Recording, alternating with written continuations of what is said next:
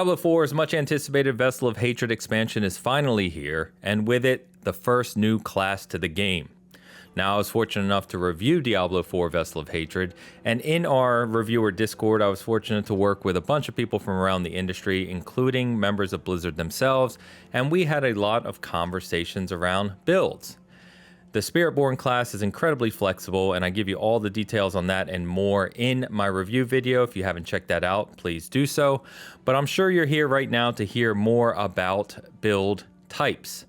Now, the great thing about the Spiritborn class is that it's incredibly flexible, and what we found is that you can kind of build this class however you want. You want to build a tank, go for it. You want to build lifesteal and defense, you can do that. It has new passives, it has new perks, new aspects to deal with from the new uniques and legendaries, and there's just a lot of different ways you can go with this class, which is excellent. What I found over the course of a week plus in these discussions, after putting a lot of time into this expansion, is that few people were making a pure Jaguar class. Jaguar, we couldn't figure out on Bigcast how to say it. You know, however you say it, you know what I mean. And so I kind of took that personally, and I wanted to show that the Jaguar is as viable as a class, even up through the end game, as any other. And what I mean by that is you're not mixing and matching any skills with Centipede or Gorilla or Eagle. You're just building 100% pure Jaguar skills. And so what I'm going to do on this is show you what I use to get up to Torment 2 in the review period in a matter of 7-8 days, and to carry me through the raid, the Dark Citadel, all the endgame content, basically anything you could think of. I had a lot of fun with this class. Now, what you'll see is I'll walk you through each of the skills, each of the skill points, and the new leveling system allows you even more flexibility there. But I will kind of show you how I built and the specific aspects, uniques, legendaries, etc. that really can play into this even more. So let's get into it. Starting on the actual skill tree here, you're going to want to start with your core basic skill right at the top. And as I said, because we're doing Jaguar, this is pretty straightforward, but you're going to use Thrash. So you're going to use Thrash, build this up, and then you're going to choose the two options behind Thrash. That is, after killing your next enemy, your next Thrash generates 10 additional Vigor, up to 10 casts of Thrash. And then you're going to also select Sharp Thrash, which is Thrash's third attack grants a stack of Ferocity. You can use Accelerated Thrash, which continues to unleash its third attack. This is kind of a mix and match, but I found the other works better. Now, Ferocity is going to be something that really comes into play heavily as I talk through this. So you're going to hear that. That is one of the new perks with the Spiritborn class. Now, the core skill is Rake, and this is where most of your build is going to revolve around, is Rake. Rake is where it grants a stack of, it's where you can get a lucky hit chance up to 20% or so. It's a giant claw strike that hits multiple enemies and can explode as well.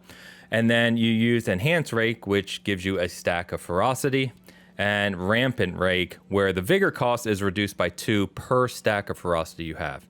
Now, everything is going to build on top of each other when it comes to Vigor, Ferocity, and cooldowns, which we'll get to shortly. But at the end of the day, Rake is where you really want to be. You don't need to go with advantageous Rake with this build, because we'll get to cooldowns in a different fashion. Now, your focus skill, which is these kind of new skill designs here, is Ravager. So Ravager, basically, if you get up to level 5, it gives you additional stack of Ferocity, and then you're going to use Enhanced Ravager and Measured Ravager. And basically what that's going to do, it's going to increase your Vigor generation, and it's also going to make it so you're dashing to your target using Rake, your core skill. So it's a combination. It builds on top of what you're already starting to do with Rake, and you'll see where this comes into importance here shortly. Now for your defensive, you're going to use Counterattack. And once you get this up to level 5, it gives you a passive gain of a 15% dodge chance, and you retaliate against enemies that you dodge against, which becomes, important in later levels. And then your cooldown is going to be reduced by using the counterattack per the stack of Ferocity you have. And then reinforced counterattack, which basically boosts your critical strike damage. Again, that will come into play here shortly. You'll see why. basically adaptable counterattack I didn't really feel the need to use.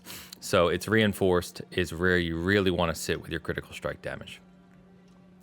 Now, your potency skill is an interesting one. I did not like Rushing Claw. I didn't feel once I got to the later part of this build, again, you'll see, that it really made sense to use, and I will explain why more, but it's really because you don't need an additional skill on cooldown. And so that takes us directly to your ultimate, the Hunter. Typically I have this at 5 out of 5. It's just when I recorded this footage before the servers went down. But you're going to mix that with Harmonious Hunter, the next one, which basically overfills your ferocity by 4 stacks. And then you're also going to use Exalted Hunter, which, this is a great one, has a 40% chance to instantly reset its cooldown when you kill an enemy with the ultimate. It's halved after each consecutive reset, but again, combined with what we're going to build into the future, you'll see why that's important. Finally, you have your key passive, which is Adaptive Stances. So we use a 30% attack speed boost on this, and that's really to generate vigor. You can use Prodigy's Tempo as well, but really, you're not going to need the cooldown boost here. You really want to focus on just getting your vigor up as fast as possible, which obviously your core attack of Thrash does, and having that 30% attack speed boost is huge. So those are your main Jaguar skills. Those are the ones that you're going to build into. Now, there's different ways you can mix and match, the rest of your points throughout the build, and people may find more optimal things, but I'll show you what I did that worked very well for me. So generally speaking, starting here, I use Vigorous, which basically takes your core skill and increases all your vigor generation. Again, hugely important, which we'll get to. And then Balanced Exertion, where your core skills cost more, but they deal 15% damage. So that one you can kind of trade out depending on your damage, but the multiplication factor later levels really helps. And if you're generating enough vigor, it's okay that it costs more. Then I use 3 out of 3 on Mirage, which is a big dodge chance. Whenever you use Evade, you'll be using Evade a lot, and that also increases your critical strike chance as well. From there, you go to Endurance. So casting a defensive skill, which you're going to do all the time, gives you 15 vigor, which, again, continue that vigor generation. And then Fueled, gain increased life on kill equal to 15% of your maximum life, while you have at least 4 stacks of Ferocity, which if you're building this properly, you almost always will. And so you're getting life on kill constantly. Then you have Patient Guard. I just throw 1 point in that just to get the 10% block chance. In the video before, because I didn't have any of my renown in the review period, I pulled that from the Hunter, from the ultimate, just to get that 10% block chance. So this is one you can kind of play around with if you want a little bit additional defensive, defensive capability with your build. Then I put 3 points into Potent, which is hitting enemies with Jaguar skills increases the damage they take from you by 0.3% up to 30%. This is a big one. I did not feel the need to do Furnace. Even though you have Ferocity, the 0.5% increased critical strike damage per stack is, you're adding up about 3 to 4% on average, depending on how many stacks you have. It just didn't seem worth it in comparison to the other points I had in the review period. That might come into play more when you have all your renown and extra points. From there, there's a lot of ultimate bonuses. So casting an ultimate skill grants 15% increased damage to elites. Obviously, those are the enemies you're going to be fighting at later levels consistently that really, don't really put up a fight, but those are the ones you want to be able to kill quickly, especially for Harassed Undercity and other modes. Then you have Sustenance, hitting enemies with the ultimate heals you. Then you have Spiritual Attunement. Your maximum vigor is increased for 30 while you have an ultimate equipped, so giving your vigor even more depth, which comes into play. And this is a big one, Supremacy. Enemy enemies you kill with an ultimate skill grants a stack of Supremacy, which also increases your damage. So if you're casting your ultimate a lot and you're killing enemies with your ultimate a lot, you'll keep your Supremacy running and you'll get this bonus damage consistently. It's a very big thing to have in this build, and you will see why shortly, which I realize I keep saying, but you have to see these things in action to really get why they come into play. So that's pretty much where you spend the points. You're going to have some more points in your personal game because in the review period we didn't have renown. And then as you can see at this point, when I did this recording, I was at 190 Paragon. I built through 5 boards. I eventually got to about 240, I think, in the review period. There's some nice legendary nodes you can build into here, but generally speaking, you're looking to do damage, resist all, damage to elites, and building up your dexterity with the Spiritborn to give you more damage. Critical strike damage or anything that gives you vigor is also important. Again, everything is really about Jaguar skills, critical strike damage, your vigor generation, etc. This one in particular, this glyph where you have bonus to your Jaguar damage, is important because, as you'll see, one of the aspects makes every skill you use, no matter what it is, a Jaguar thing, which will come into play. So let's take a look at some of the aspects that really bring this build together. And again, this is a later game build. You're not going to have this unique or these uniques right out of the gate. And so that means, you're really still going to be playing your foundational game with your core mechanics and just getting your leveling up and your power kind of set. And once you get into Paragon, making sure you're building those out well to support the build. But this is where your build will really come in together. So this is one of the most important ones. And one of the most interesting ones that I saw in the review period is the Rod of, is that Capellique? Capelec? I'm going to go with Capellique. So this was one of my favorite things. And as you can see, the aspect says your core skills are now additionally basic skills and free to cast, but deal up to 30% reduced damage based on their vigor cost. When cast at maximum vigor, your core skills consume all vigor to return to full damage cast at their largest size and become guaranteed critical strikes. On this build, it was 1.8% increased critical strike damage for each point of vigor spent this way. Now, the reason that's important is because by the time you get later and you do the build I'm talking about, you will have 150, 200 plus vigor. And so you can just do the math. It starts to really, really add up. In fact, I think my critical strike damage, even by the end of the review period, where I was still obviously optimizing and building into it, was 500 to 600%, 560, something like that at the time. And so this one is really interesting because what basically happens, as you'll see in the clips, is that your vigor will constantly be going to the top. As soon as it gets to the top, you do this gigantic strike, which kills a ton of enemies, and then it uses all your vigor, but then it instantly kind of regenerates because you're attacking so fast and you're generating so much vigor with your moves.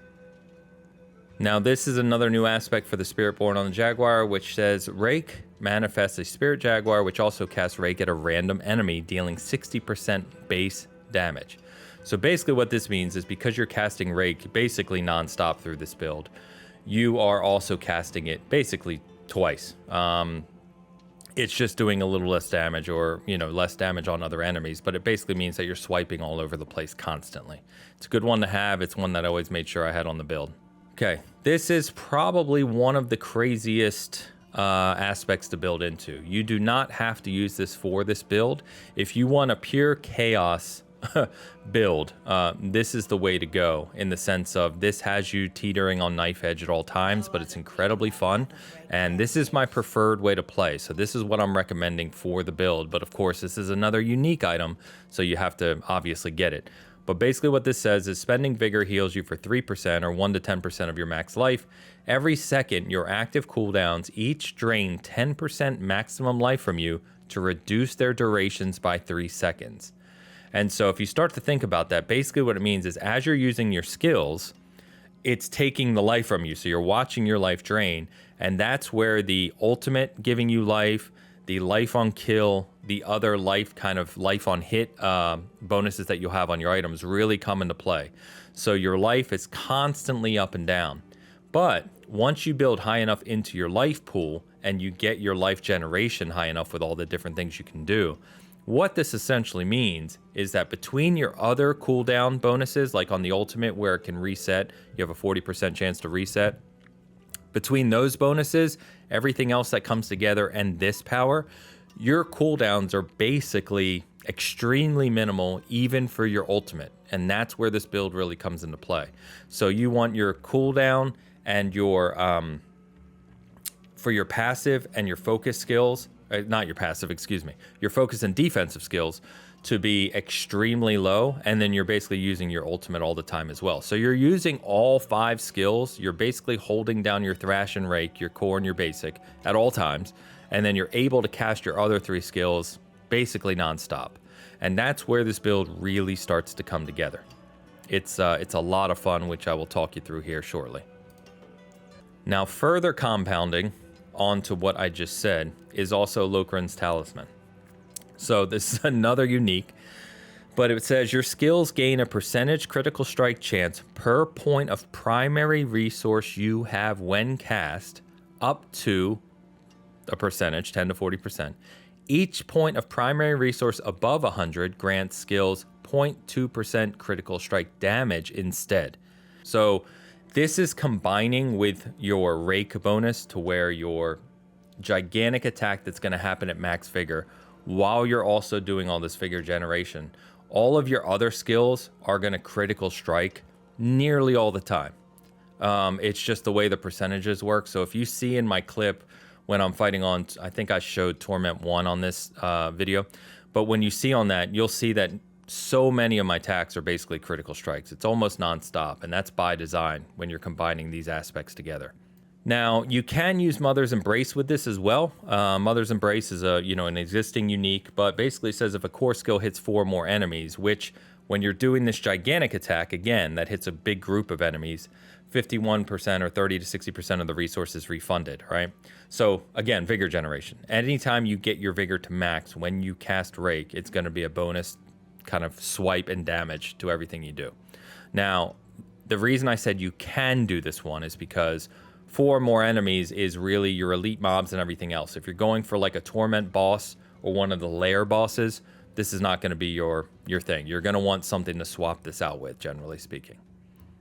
Another good one I've used is this one where it's when you cast a skill, you heal for a percentage of your life. Double this bonus while below 50% life.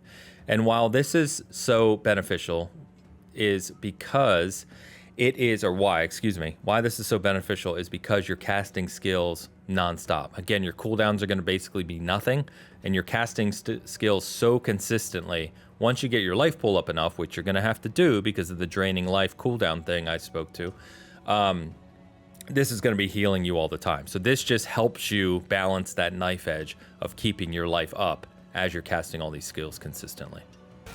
So I have talked enough. I think there's other aspects, of course, and there's other tuning you can do with your skills. Once you have your renown, once you have kind of everything built up, you can play around with this. And I've moved some things around, but the core of your build are those unique aspects along with the skills I told you about and the why. Now, as I said, I tested this in the review period up through Torment 2, late game Torment 2, excuse me. We also did the Dark Citadel. I did Harassed Undercity, Pit higher levels by myself, and was able to keep building into it no problem. It's a lot of fun, and I'll show you some clips now to explain to you why. Now, I'll try and talk you through some of the aspects as you're watching, but the character does move extremely fast. There's a lot going on the screen, and it kind of darts enemy to enemy by design. But what you're looking for is basically you're going to see that almost all my strikes, or a vast majority of them, are critical strikes with the yellow numbers. You're going to see how quickly we're wiping out elites and higher level enemies in Helltide Torment. And this is just Torment 1. Like I said, we got up through Torment 2, same thing later in the build. You just keep building into it. The other thing to look out for is how the vigor generation generates, which deals with your life and also the cooldowns, how the cooldowns are constantly resetting, even your ultimate. And lastly, the fact that you can dart enemy to enemy. So it allows you to move through groups of enemy, especially Helltides, Harassed Undercity, the Dark Citadel, all those late game areas where you're just really fighting tons of big mobs. That allows you to move through those very quickly. So entering into the Helltide here, you're going to see me just basically, just find some enemies to fight. And so here's where I'm holding A and X down together at all times. I have 13 stacks of Ferocity running. And you can see especially my defensive skill and focus skill constantly resetting. In fact, they honestly reset so often, I don't even hit them as much as I could. But the big thing to look out for too, like I said, is the ultimate resetting, which normally has a pretty big cooldown, but you can use it really, really consistently. So the ultimate, I just used it. It's back again. All my skills are back again. The other funny thing that happens right here in this footage is the actual Helltide Assassin comes in. I just happen to stumble upon him right here as I'm killing these elites. Right here is Kixarth. So you can see once I kind of get focused and realize what it is, I focus in on him with my actual skills. And again, this is with an unoptimized build at this point in time. So just kind of wipe him out, get some good drops. Nice little rune there. But you see the how quickly you can kind of dart between enemies, how quickly your cooldowns reset, how much damage you're consistently doing. It's just a lot of fun. So let's jump to some other footage from the Infernal Hordes, which I think really kind of demonstrates the speed and damage of this build as well. Alright, so this is just starting in the Infernal Hordes, Wave 1, Torment in the new build. And, you know, if you've played the Infernal Hordes, you know how chaotic it can get. So again, this is pretty much every aspect I've already talked through, but you can see I'm able to kind of dart through enemies, wipe out big groups of them quickly, but even focus in on you know, the bigger enemies as well.